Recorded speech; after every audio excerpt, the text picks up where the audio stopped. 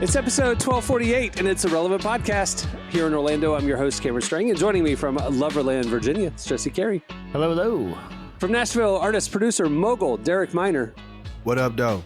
And we have just one artist, producer, mogul this week, because just down the street there is our managing editor, downtown Emily Brown. Hey, y'all. Marty is off this week, so there you go. I could be a mogul if I wanted to. I just don't want Sure to. could.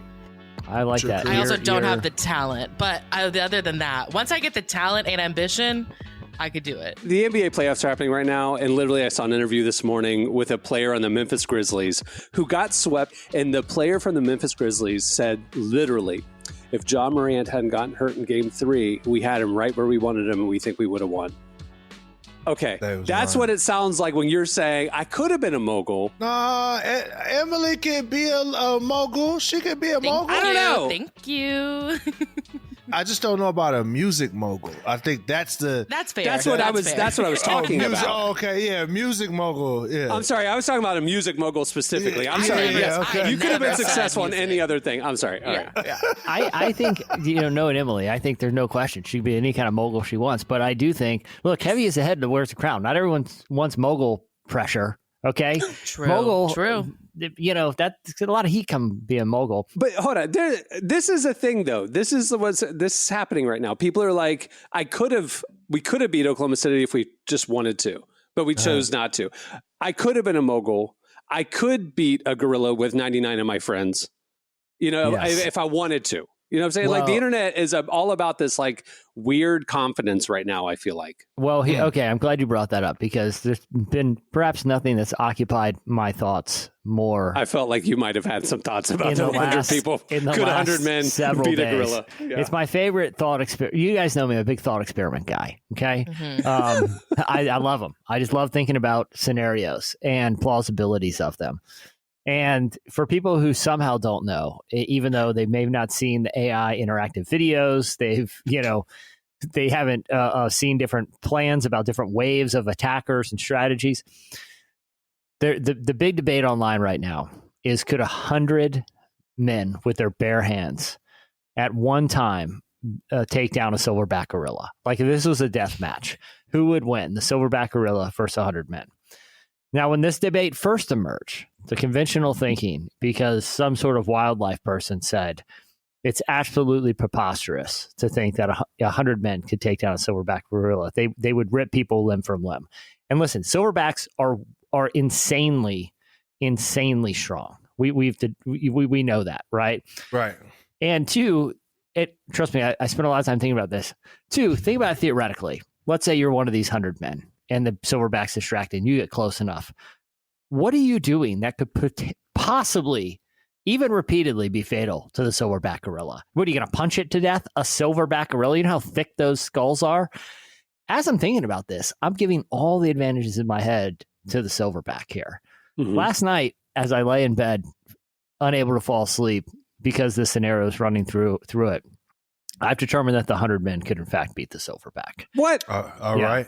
How? Put me on. Well, first I was scrolling Twitter and I saw a zoologist chime in who said, people underestimate how docile they are, that they're not easily provoked.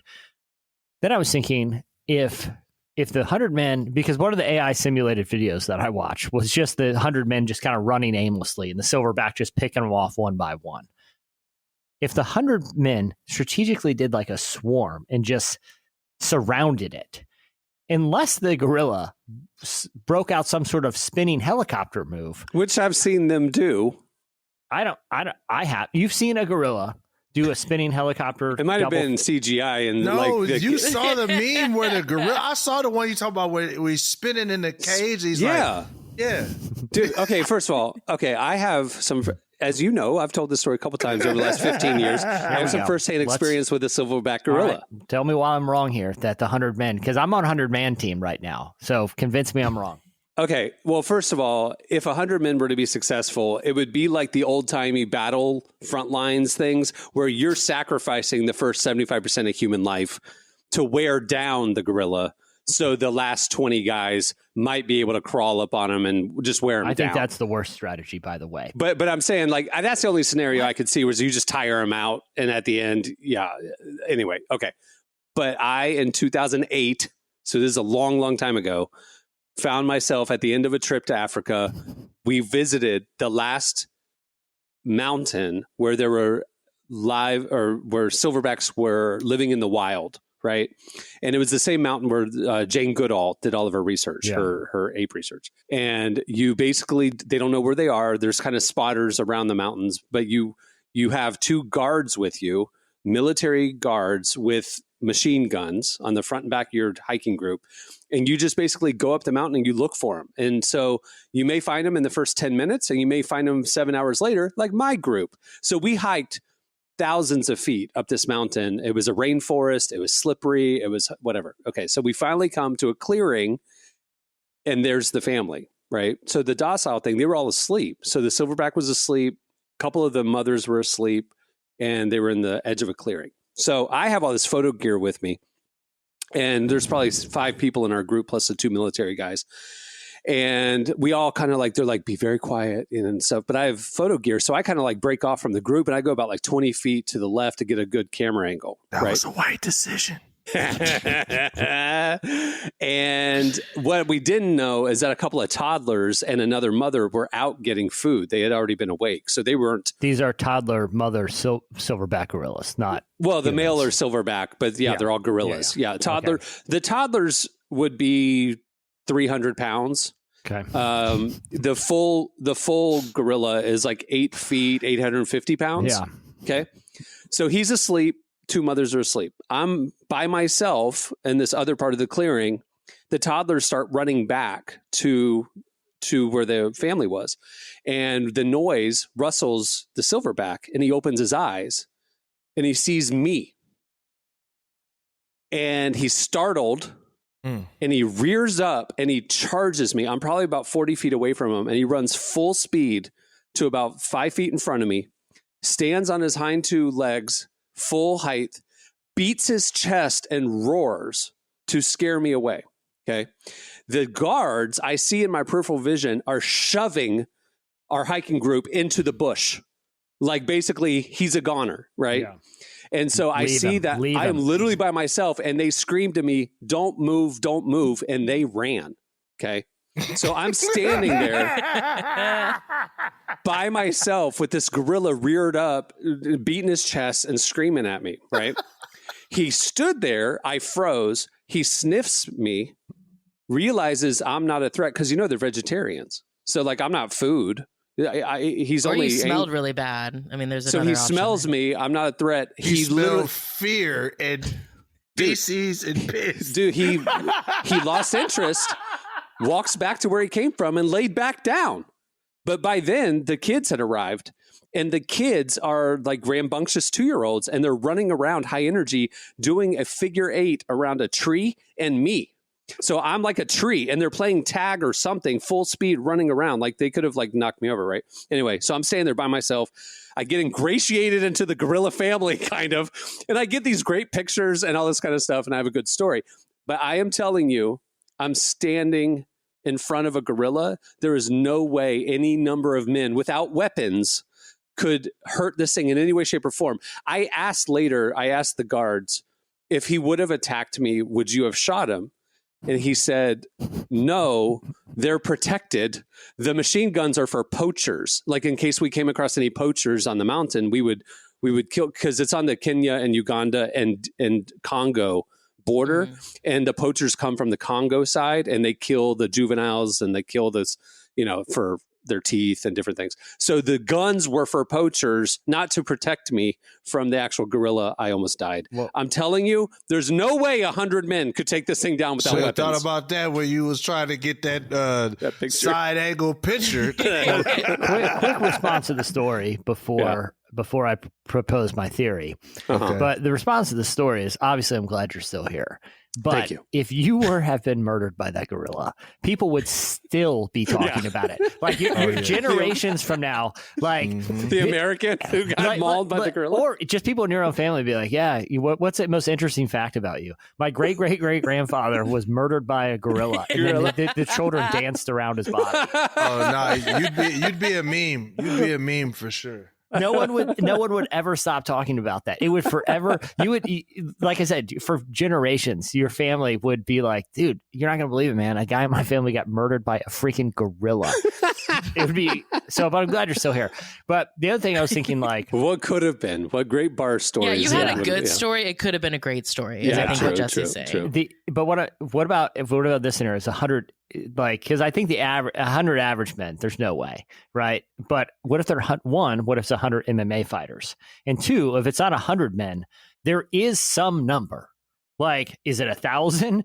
Well, then it's only because you're wearing him down at that point. But I'm saying, if it's not 100, what number is it? There is a number of average men that can take down a silverback, and it might. When I started thinking about 100 is a lot.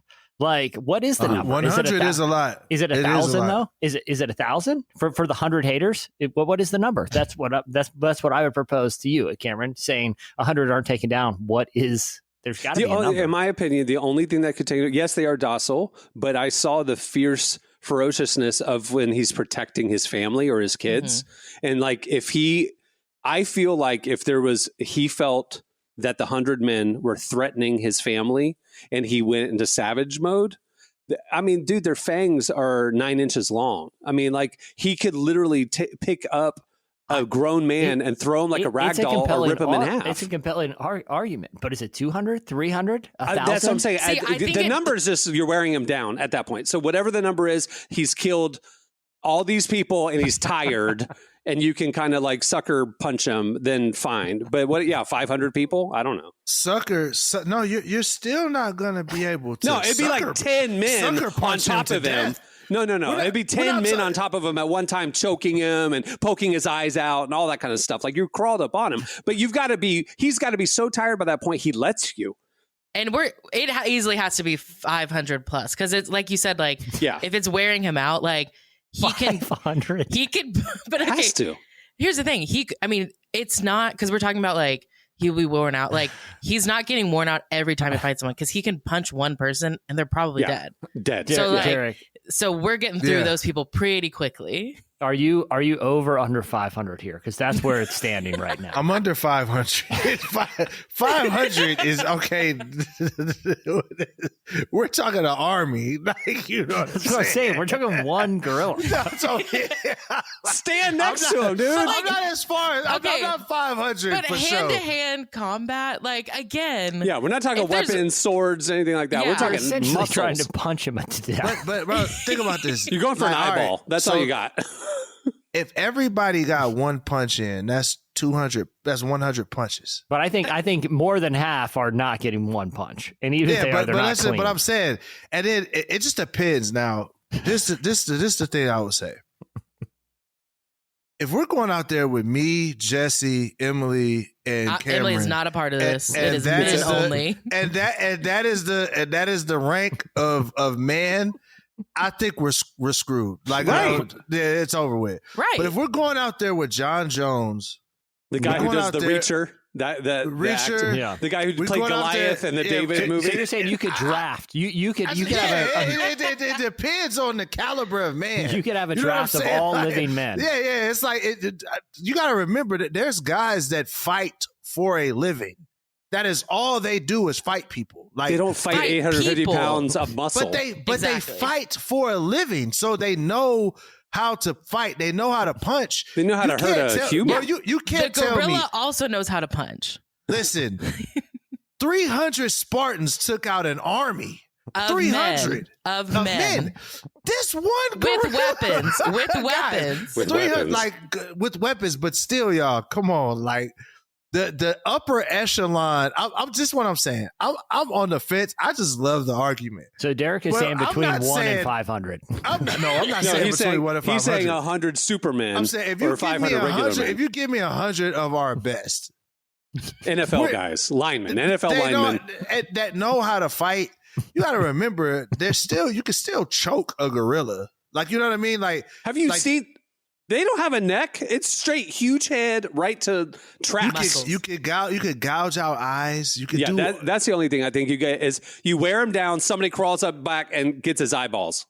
There's 100 of you. Yeah, you're doing the ladder system on somebody's shoulders. Some of you are taking. They're 7-foot human beings.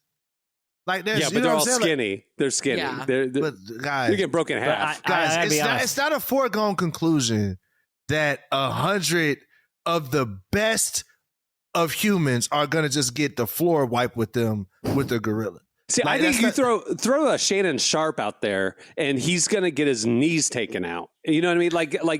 Like there's an Achilles heel, a metaphorical Achilles heel to any large human fighter. I don't think it's about size. I think you want the more. I think you want the smaller, like old school, like Conor McGregor types that are kind of. Here's another thing I would say too. This is another thing I think that we're underestimating is that humanity is the best at killing things. Like it's just look at our planet. Everything's dead because of us. Like they don't have any of us in their zoos. So this is the thing I'm saying. Because we have weapons. So humanity's the best at killing things. But here's another thing: you cannot underestimate what people will do when they're in a survival tactic. Like. What the gorilla? The gorilla is in a survival tactic. But you also have 100 people that are fighting for their life. So you can't tell me that there's not a man that's going to bite a gorilla's Achilles. Isn't the entire you're not going to tell me that. Isn't the entire movie The Planet of the Apes about this? And don't the apes take over? Yeah, with ease. But there's a planet of them. But it took a whole planet. There's a lot of them. Who's the guest, Cameron? It's not 1v100. Gracie Binion is coming up. Is there any chance we could quickly ask her to come on next week so we can get a zoologist or some sort of wildlife, someone who works at like an ape sanctuary on? This is what I'm saying. If you get 100 average people, like, I think it's a wrap. But if you get 100 of people that like they fight and kill things for a living, I don't know. I'm also, you got to remember too, Navy SEALs. He's not an elephant just standing there. Apes, gorillas, like there's videos like obviously of them like watching people's like phones like at a zoo. Like they are very intelligent. They're strategic. And they're not going to just stand there. They're smart too. But so are we. We're not going to just run and just get smacked. Yeah. We're not like you literally said somebody's going to bite his Achilles. Like there's no way a human is going to latch onto his leg and make any. The point I'm making is when you put a person in fight or flight mode, like they go a different level. There's a level of savagery that a human being. 100 human savages fighting for their life. Well, I mean, Cameron just kind of stood there, so I'm not going to be out there. That's just y'all got. And you're not going to get a great photo, which is what I got. Because I'm black. Well, here's one other thought. I don't care about that photo. Yeah, I can find pictures of apes online. No big deal. I had this conversation with some friends one night about what is truly the apex predator. And one guy said silverback. We landed on polar bear. It came around to killer whale until we found a picture of a polar bear killing a killer whale. Polar bear, I put it way over 500. Way over. But what's the fundamental difference between the claws? Size. Polar bears are like thousands of pounds. And claws. Wait, they are. They are bigger than a silverback. I mean, I knew they were a little taller, but girth and muscle wise. But again, and they have they can.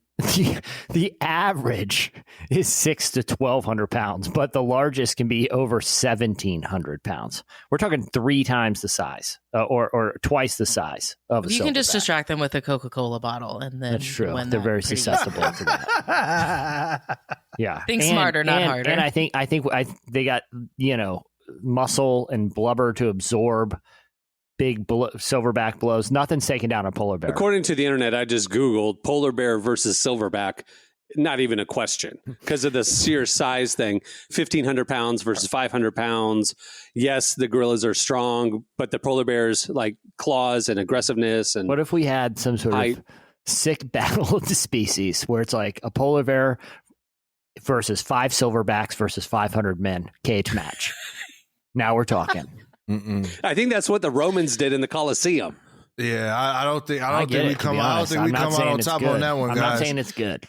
I'm just saying 500 Christians versus 500 polar bears versus 500 gorillas. That was Gladiator 2. Yeah. Hey, how about this? How about we just don't jump a polar bear or a gorilla, and we just stick to using ChatGPT for cool stuff, making AI stuff. I guess. Okay, I'm reading about this polar bear versus gorilla thing, and silverbacks are smaller than my memory, honestly. My memory was I was told this guy was 800 pounds. I think he was a big one, but they're typically around 500 pounds. Yeah. So that was probably an exaggeration. And polar bears literally are up to 1,700 pounds. That's a car. I still like that Emily is right at the 500 men mark. That is a lot of people. Yeah. Just a horde. That's a horde. 1 pound for every person.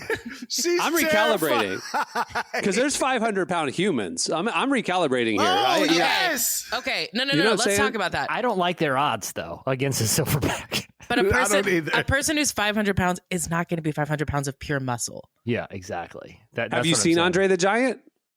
I mean, he's not pure muscle, but he's a fighter. No, but I've seen my father. There's 100 people.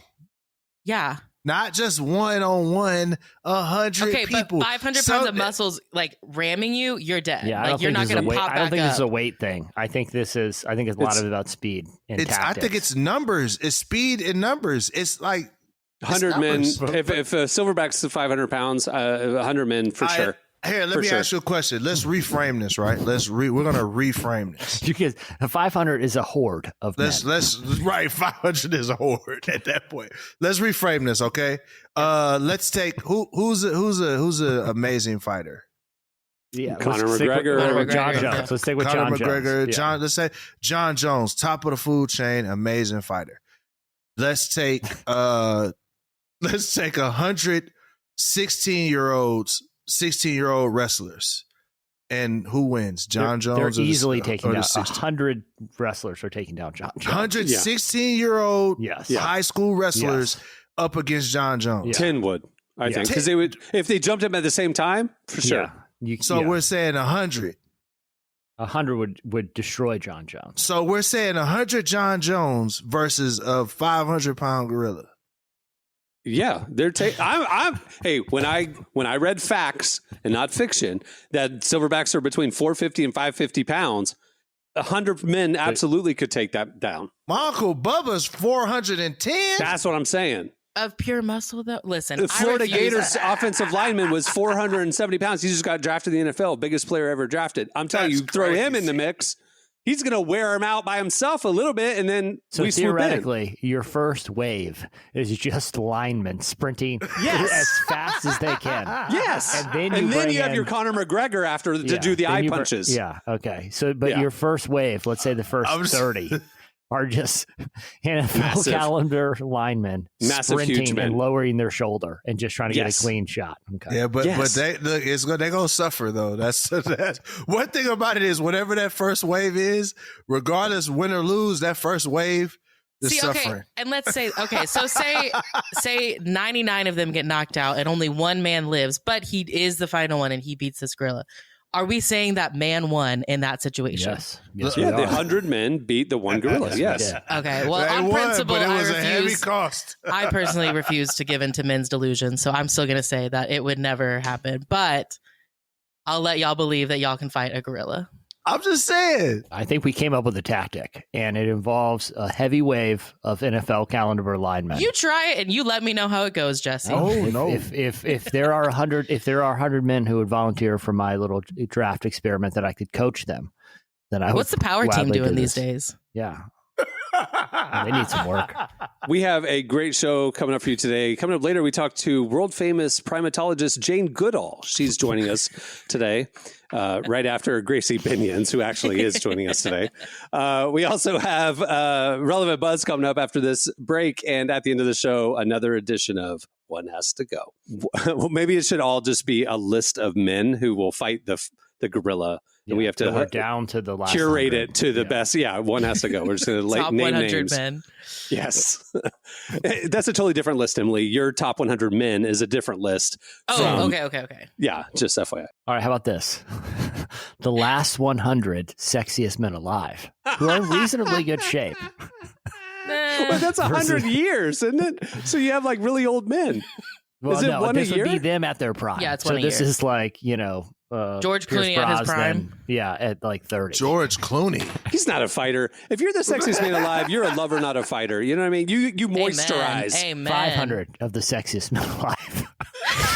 500 of yes. 500 of the current sexiest men alive. Yes. Versus one silverback. How do we feel about that? We're in trouble. 100% it's going to be the gorilla. It's the gorilla for sure. Not Yeah, a chance. Well, the sexiest men are all lubed up and moist, and like they use moisturizer and stuff. I hate like every word that just came out of your mouth. I would love to have some serious like zoologist or someone who studies wildlife. Hey, thanks for coming on. We're not going to get into this ridiculous internet debate about the 100 men versus a gorilla. We did want to ask you, though, if we had the 500 sexiest men on the planet right now and they fought the same gorilla, how do you feel about their odds? And she's going to say, how much do they moisturize? Because that'll tell me if they're a lover or fighter. Quite a bit. Yeah. All right. I just hate that word. I hate that word. That word is retire it. Okay. Stay tuned. Up next, it's Relevant Buzz. Every day without knowing Jesus. If you could reach him faster, would you? If you could build reproducing churches right now, would you? If there were people with the language and cultural understanding to share the gospel, would you support them?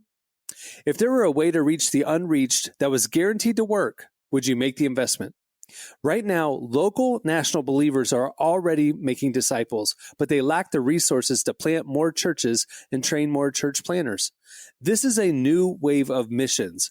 This is how we reach the unreached as quickly and efficiently as possible, there and now.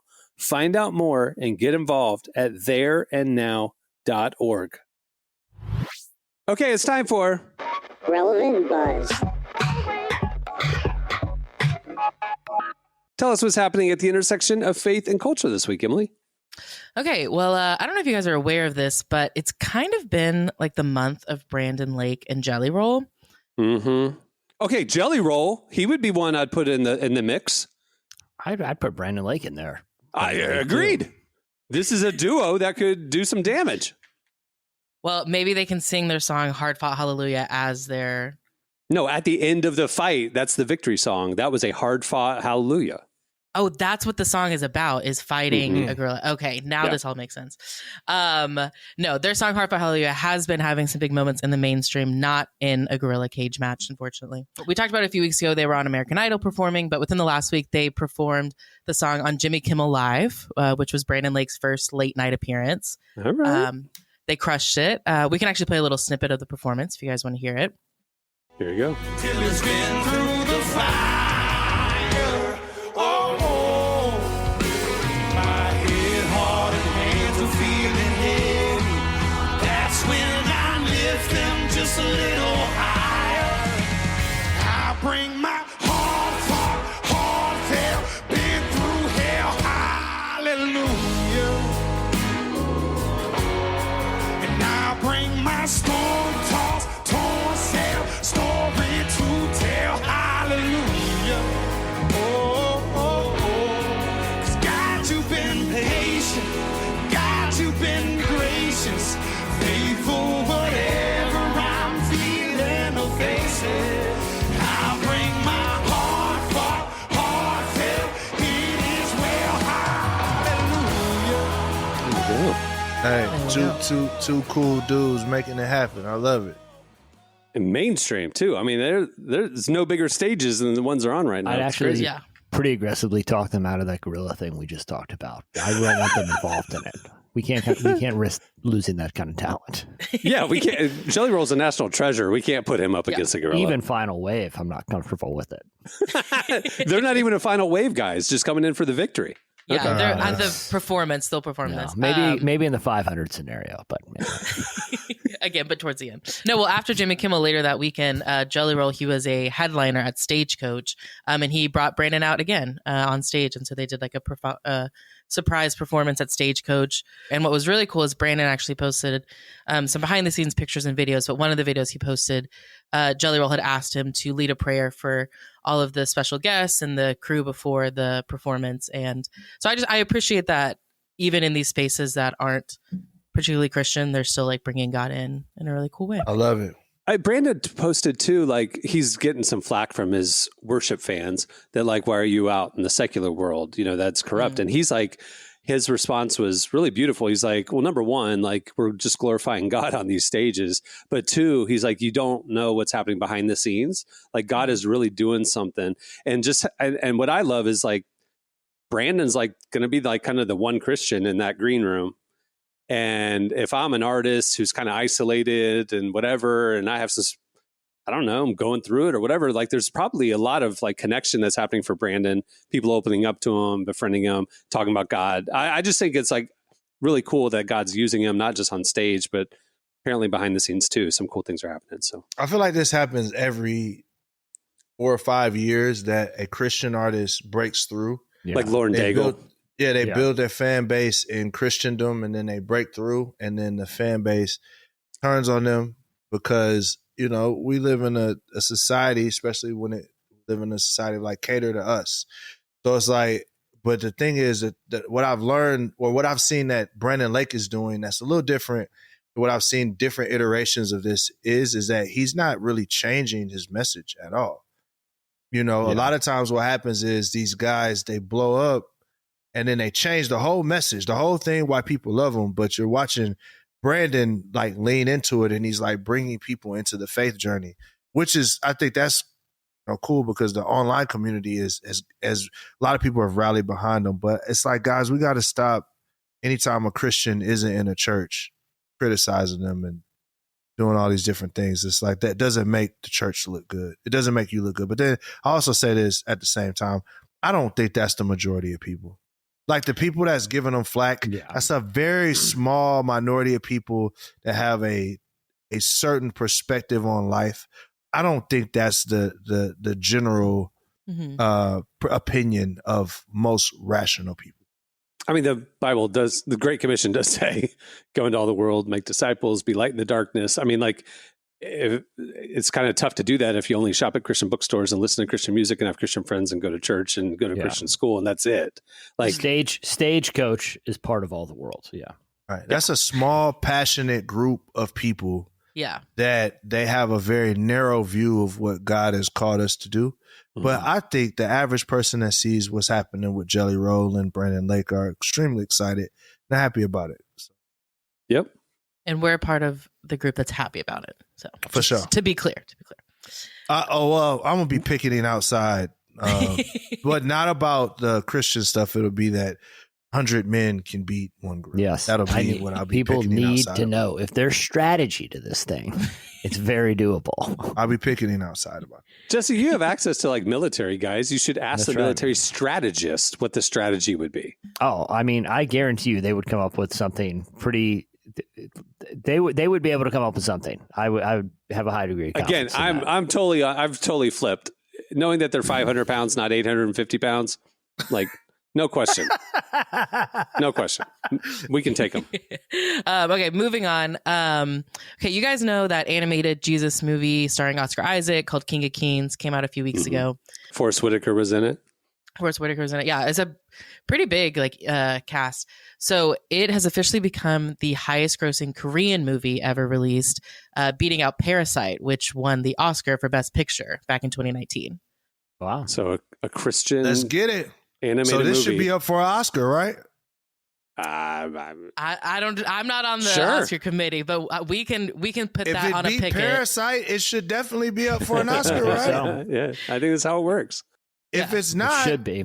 That's why the Fast and Furious franchise have won so many Oscars. You know? Yeah. Minecraft is blowing the doors off right now, the Oscars. It's the number one Which, by the way, I went and saw that. It was a very rowdy movie theater experience. I know everyone loves the chicken shop. I understood none of the references. I've never played Minecraft one time. But it was very loud in there. And it just made me appreciate that there's still really weird movie experiences that you can go to and just see people scream for no reason. I loved it. I'm not going to lie. It seems as movies may be coming back, guys. Yeah, that's what I'm saying. I like the energy in there. I think we're coming back. When we were in New York this weekend, Cohen and one of his friends, I got them tickets to see episode 3 of Star Wars got re-released. And the tickets were insanely expensive. But I was like, well, that's an experience for the guys to see a movie in Times Square at a big movie theater. You know, it'd be cool.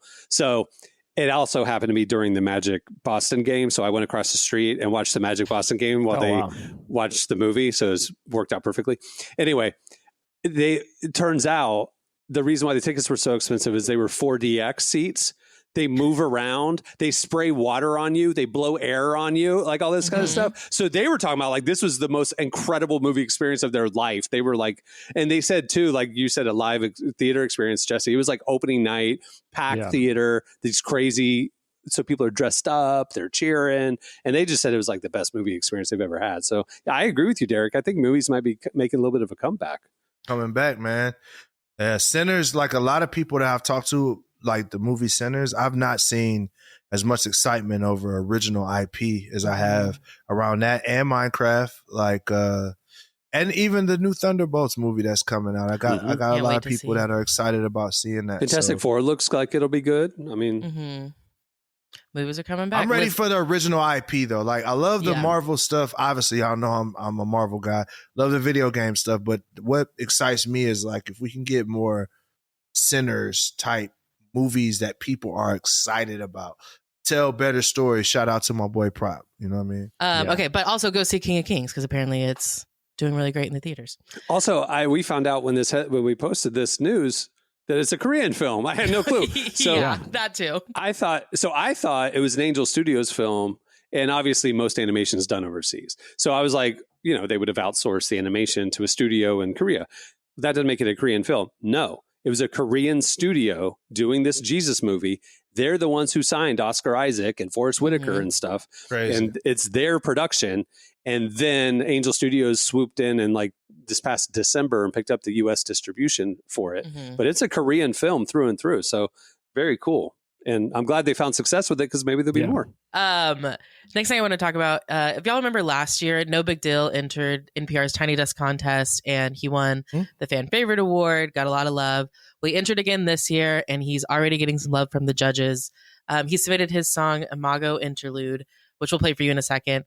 But like I said, the judges are loving it. They selected it as a top shelf video, which is just their version of saying it's like one of their favorites. And it's up for the Fan Favorite vote again this year. So here's No Big Deal. Politicians' tools can't pledge allegiance to a system feeding off of food. Christian music, a music that Christians use. I looked for Jesus and I didn't see him on the news. Saw him in Palestine, the power lines were out of juice. He was a 9-year-old, her body had been battered, bruised. Saw him in Zion too, a missile through a tattered roof. A father clinging to his child, pleading out to you. Saw him in Kiev and Moscow, the bleeding won't stop now. The cop in the black body, he shot down. Christian music, a music that Christians use. Look for Messiah, I couldn't find him in interviews. Sitting in silence, I felt an ancient pool. He said to be Samaritan to every single Jew. Nothing better than hip hop with live bands. Yeah, nothing better. Yeah. And he got some of the coldest. My boy Adrian Taylor on bass. Like he got some Nashville players in there. So I love it. This is I hope he wins. I hope he gets a chance to actually go on the Tiny Desk and represent Nashville well, man. And go on the tour too. Like I think the winner goes on the national tour, and like it'd be very cool. Yeah. So go vote for him. He's like you can vote for No Big Deal right now. Is it closed? Voting closed yesterday, so they're gonna announce the winner this month, both for the fan favorite and the overall winner. But like I said, he's in like the top 50 selections, so like he's got a good shot. Do it, bro. Yeah, I think I love it. If he wins, it'd be a big deal. Be a big deal. Yes, it would. I bet he loves that joke. Yeah. He has to accept it for this one. No big deal. Winning Tiny Desk would be a big deal. Big deal. That's our headline. Yeah. That's our headline. Big deal, no big deal. No, that sounds like we're saying big deal. I think you should say big deal, comma, no big deal. Yeah. It's a big deal we'll figure it out. But definitely when he wins, Guys, that pun will be in the relevant headline. What's the next one, Emily? Save us. Okay, I will move on to the very last thing I have, which is an interesting new study from Date Psychology, which found that 45% of men ages 18 to 25 never have asked someone out face to face. Like on a What's date. the age Like on a range? 18 to 25. 18 to 25-year-olds. They text or DM. Yeah, like you want to go out. It's not that they're not going on dates. They just don't ask in person. Gotcha. They're asking out online. And the researchers pointed to a few familiar suspects. There's social anxiety, fear of rejection, but a lot of it is just because digital communication is how most young people communicate these days. They're not talking face to face. And so it just kind of comes up more naturally through texting. But I wanted to bring this up because I did want to ask y'all, do y'all have any tips for any young men out there who want to ask someone out face to face? I don't know if I would say it's tips. I do not like digital communication of any kind. I prefer, other than Zoom, which is basically, or Riverside or whatever. I feel like you're looking at people then. I'll occasionally do a phone call, because at least that's voice to voice. There's some humanity. A written digital communication, I'm just not a fan of. I feel like, here's the thing. When you're asking somebody out, inflection is important, Mm-hmm. because I feel like you want to be somewhat charming. And I could say something that I think is funny, but if I wrote it down and you read it the wrong way, I could look like a monster, right? Like, I feel like... What are you saying? Well, I'm just saying, like, I could say, if I texted someone, do you think the 100 sexiest men alive could beat a silverback gorilla? It'd probably be pretty weird in a text. But if I called them and said it, they would probably laugh, right? The 500 sexiest. I'm just saying it's some things get lost in text. Okay. Sure. That would be my thing. Is like, don't you want to be? Wait, Walter, why are you texting a girl about sexy men? That's not you. Why are you asking her that question? That's your pickup line. I'm one of the men that could fight these gorillas. I'm saying if it had to be, I would think I'd have a better chance face to face because you see that with like a smirk that I'm not serious. If it came across in a text, I'd be like, what is this psychopath? Just do what y'all been doing. Don't get no advice from us. We go steer you down the wrong path, bro. Just do what you was doing. I think I've made my case clearly about how you should be asking women out, and it's with that exact question, just face to face. And I think you'll have a date on your hands, or you'll be humiliated and scarred for life. Don't listen to anything that Jesse just said. Don't do it. Just stay in your bubble and just text. That's how you used to. You asked for my advice. Do it. That's on me. That's on me. I've learned. Yeah. All right. Well, make sure to check out relevantmagazine.com for more stories like that. Thanks, Emily. Stay tuned. Up next, Gracie Binion joins us. Well, today on the show, we're joined by Gracie Binion. She's an indie worship artist who's already collaborated with artists like Elevation Rhythm and is heading out on tour this month. She talked to us about her fight to create a pure, authentic worship space and how she's carving out her own path in the Christian music scene. Here's our conversation with Gracie Binion.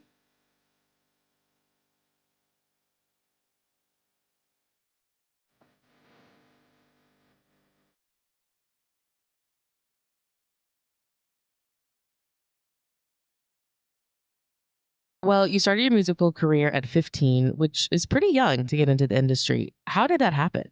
So I'm a Nepo baby. I'm a nepotism baby. I started songwriting at a very young age. My dad's a songwriter, a piano player, and a singer. My mom's a phenomenal singer. They traveled in ministry, leading worship their entire marriage. My dad, even before that. So it was always just a part of our life and a part of our family. And there was never a doubt in my mind. Like, since I was 3, I wanted to be a singer. So I knew that was like, I would annoy my family singing all the time in the house, making up little songs, right? Like performing for everybody. That was like my thing growing up. And I have two brothers, and neither of them are that way. I think maybe it's because I'm like the only girl or what, but I loved being the center of attention as a little 4-year-old and like dancing for my family.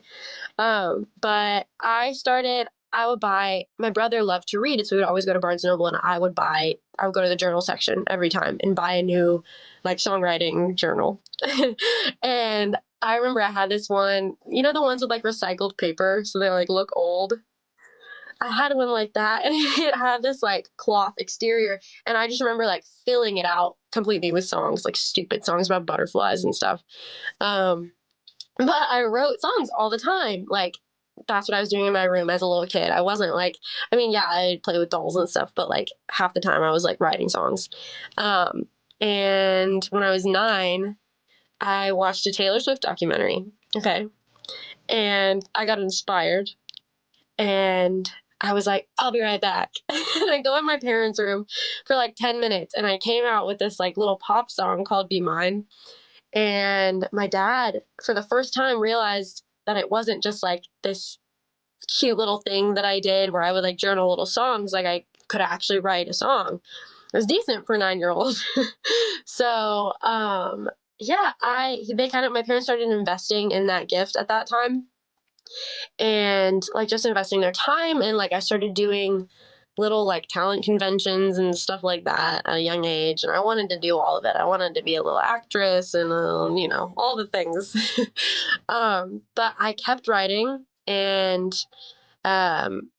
you know, my parents being in the industry had a lot of friends who were either like up and coming, like new producers, or like my dad mentored a lot of younger guys who were getting into production. And so some of those guys helped like produce demos and tracks for me for my songs at like 9 and 10. So I had a very unfair advantage coming into this. But I wrote a lot of pop songs.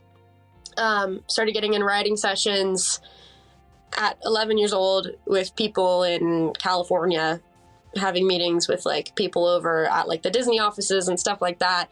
And then when I was 13, I never signed any contracts or anything like that. I was a kid and I was just enjoying the process and writing. When I was 13, I decided Disney wasn't cool. And and I decided to write worship music.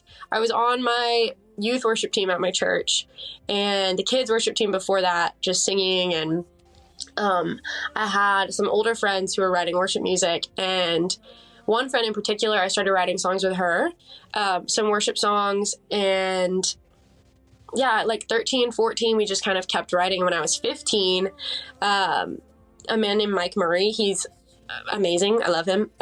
He used to work at Integrity Music. He reached out to me, actually reached out to my dad on my behalf when I was 15, because my parents were signed, their team at Covenant Church, they were signed to Integrity at the time. So I guess Mike had heard that I had been writing songs. I ended up signing a development deal with Integrity at 15.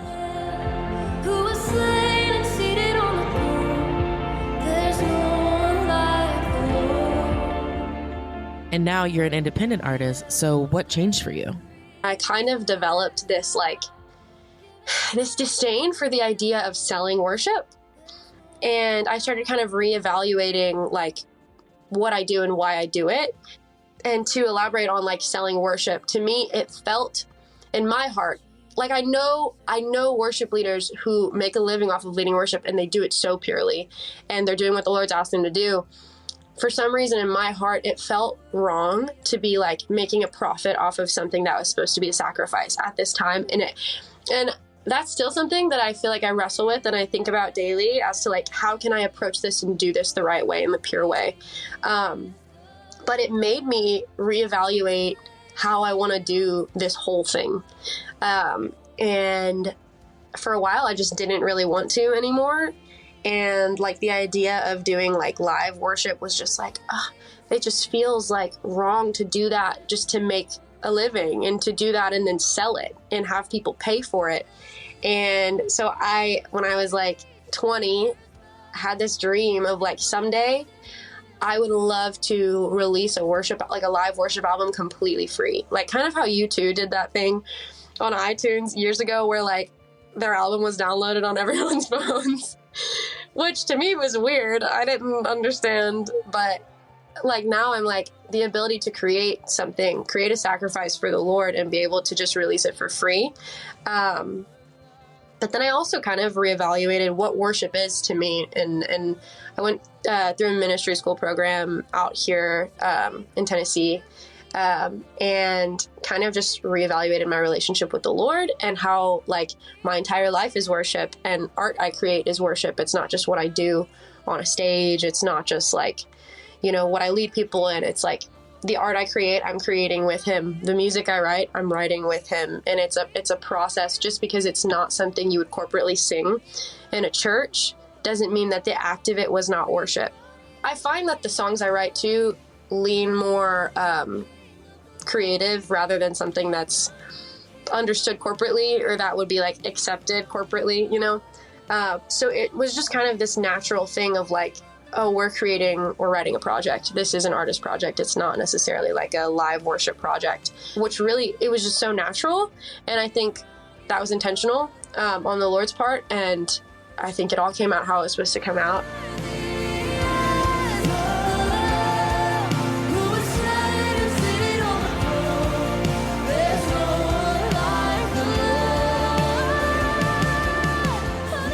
Do you still wrestle with the tension between being a worship leader and, you know, needing to pay the bills?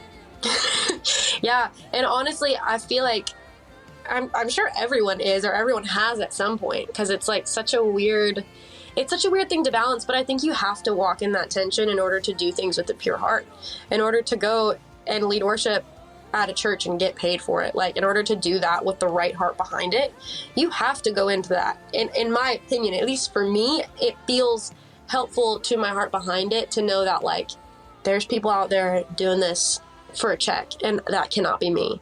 I think I will probably continue to wrestle with it. I think it'll look different than being like, do I want to do this? Because I know the Lord's asked me to, and I know that's an assignment on my life. And I'm going to. I just want to go about doing it the right way, prioritizing my relationship with the Lord and how my character is represented to people and how I'm representing Jesus to people. I think I have to prioritize that over like how many jobs I say yes to or, you know, things like that.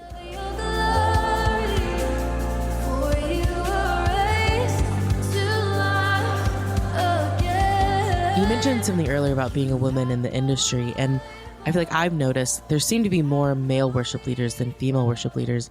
And I'm curious, why do you think it's that way? That's a great question. I don't know that I've found the answer. And I could come up with a lot of things that would probably sound political or like, you know, I don't know, however it could sound. I don't know the why. I mean, I think, of course, men have been in the lead for a long time, and I think it just takes a while to catch up. But I will say, I think the reason why it's hard for women to come to a level standing ground is the fact that I was talking with a friend about this the other day. Being a woman in the industry, you get told no a lot, or you get told that you don't actually know what you want to do or how you want to sound. Like in my experience, sharing like my musical like inspirations as far as like a sound that I like a more rock sound, like an edgier, more alternative sound. And every time I would share that, it felt very dismissed. I would share with producers very directly, like, this is what I want this to sound like. And in my heart and in my head, I knew what I wanted it to sound like. And it always came out sounding very pop. And I think that's because my voice, I have a very pure tone to my voice. My voice sounds a very specific way. And I think they just assumed that they knew what was best instead of just trusting that I want to make this because I want to make it and I'm the artist and I want to create this. I think a lot of women have that shared experience. The friend I was talking with has had very similar experiences of being told like, no, you should change this about this song, or you should change, like, especially from labels, being told like this song needs to sound a different way. You can't put that lyric in there, or this needs to be the title. And it's like we're being told to portray ourselves a certain way, or that we can't do things because we don't actually know what we want. And then I hate using like terms like this because they're such like trigger words these days, but like being gaslit into into believing that like, oh, maybe I actually don't know what I want to sound like or what I want to do, you know? And you start to believe that and you just let yourself get pushed down. I think it takes a very, very strong personality as a woman to be successful and to actually push and create what you want to create rather than what would make sense in the industry to create. You're so much better than I was, Jesus. The only one who satisfies, Jesus. The only one who... That was Gracie Binion. Make sure to check out her tour, which kicks off this weekend. All right, stay tuned. Up next, it's One Has to Go. Okay, it's time for One has to go. I still haven't done a new jingle yet. I got to do that. All right. One Has to Go. It's our new game that we've been playing this past month where I just list 4 things. You tell me one has to go. Tell me why. All right. You're up first, Jesse. Are you still thinking about the sexy men fighting gorillas? Picture this. 500 incredibly sexy men. Not only that, they're in fact the 500. All the Hollywood Chris's. Timothy Chalamet, all of them. They are the 500 sexiest among us. Are you talking like Fabio, like male models, or are you talking celebrities that have been picked by People magazine? Tyson Beckford. Yeah, there would be some objective panel that would, scour humanity and make the selection. Got it. They're in one corner. This is how I start my text. Then I do ... In the other corner, ... Enraged silverback gorilla, where would you like me to take you on Friday night? And praying hands, heart emoji. 100% success rate. I love it. You're welcome, Gen Z. You don't know unless you try. So somebody try it out and let us know how it worked out. Send us a screenshot of how that goes. Exactly. All right, Jesse. Pope Francis, Pope John Paul II, Pope Benedict XVI, and Peter. One of these popes has to go. Well, I would probably say Benedict, just because he wasn't in that long. He tapped out early, Yeah. So I guess that'd who I'd have to go with. Have we clarified where these people are going? Because we say no. Right, are they going to get to sit on the bench, or are we just they're drafted just out of lineup? They're drafted into the 500 lineup. DNP did not play.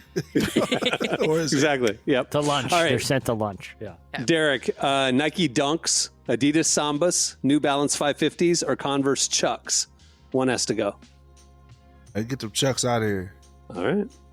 Jesse, weren't you in a Chuck phase for a long time when you were emo? I've always had Vans Chucks. and Chucks. I've always owned Vans and Chucks. I would go with the New Balances there. They're cool again though.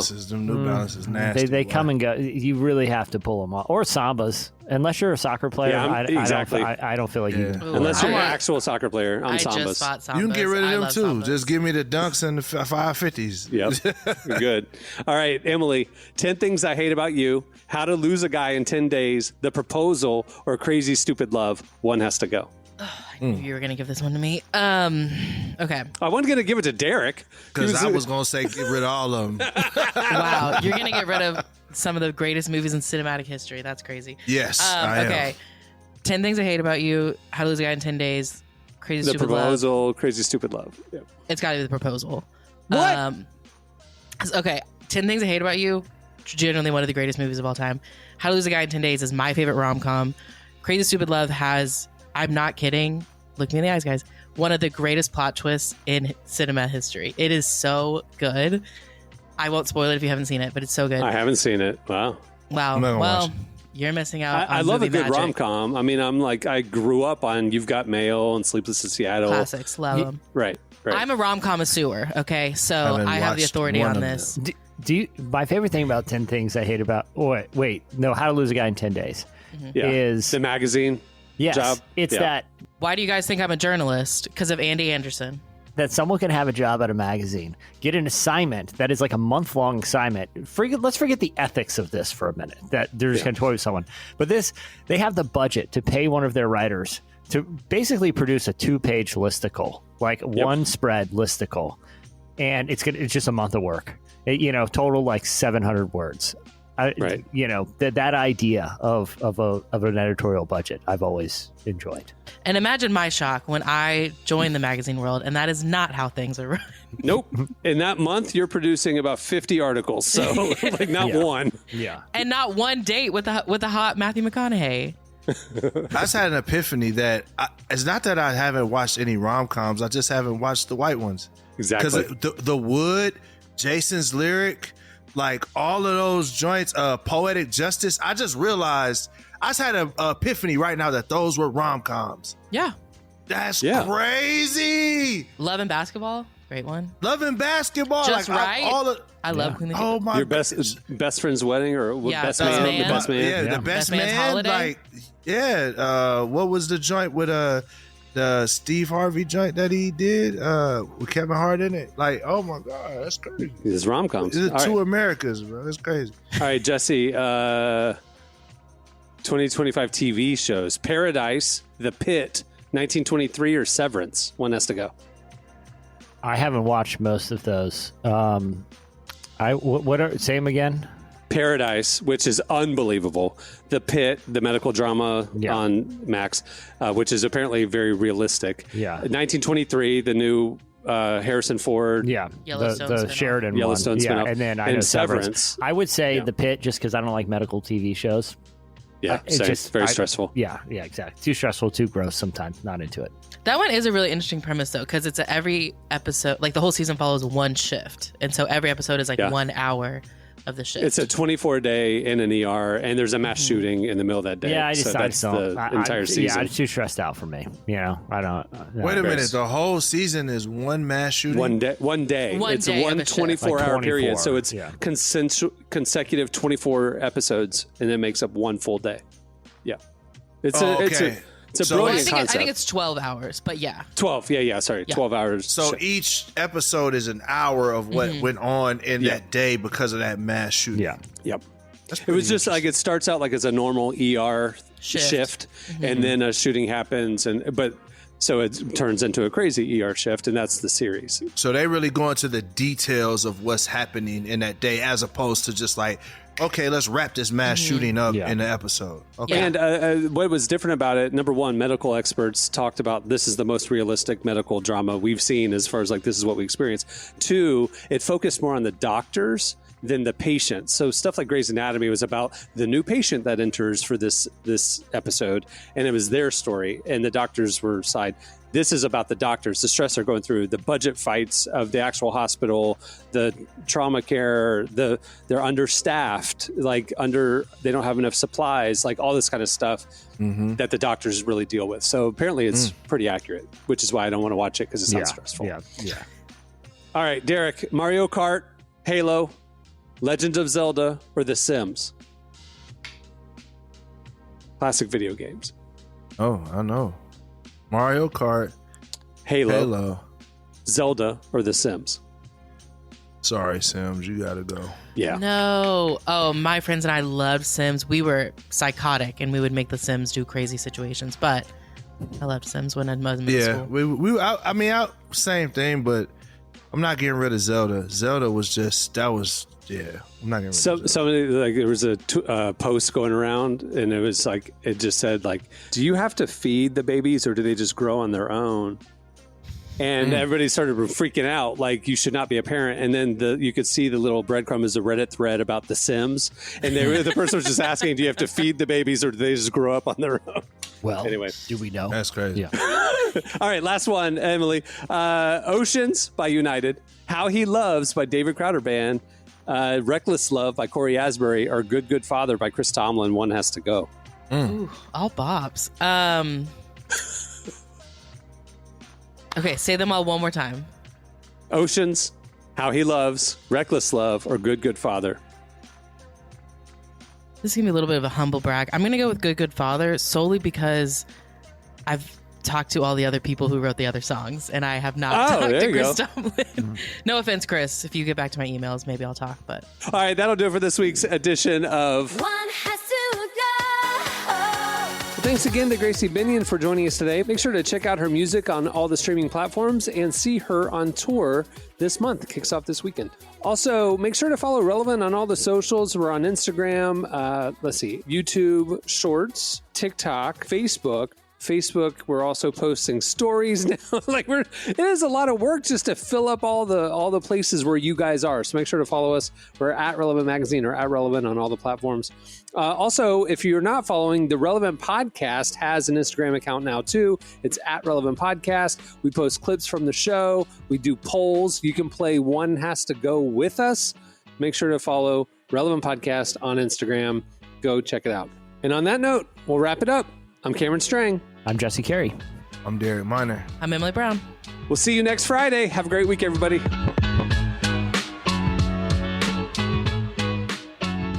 Thanks for listening to the Relevant Podcast. Make sure to check out our coverage at the intersection of faith, life, and culture every day at relevantmagazine.com. And while you're there, don't miss our latest digital issue. Issue 116 features Nate Bargatze, Connor Price, and a lot more. And don't forget Relevant Plus. It's the best way to experience our content, including ad-free reading, an ad-free version of this podcast, and more. You can get all the info and sign up at relevantmagazine.com.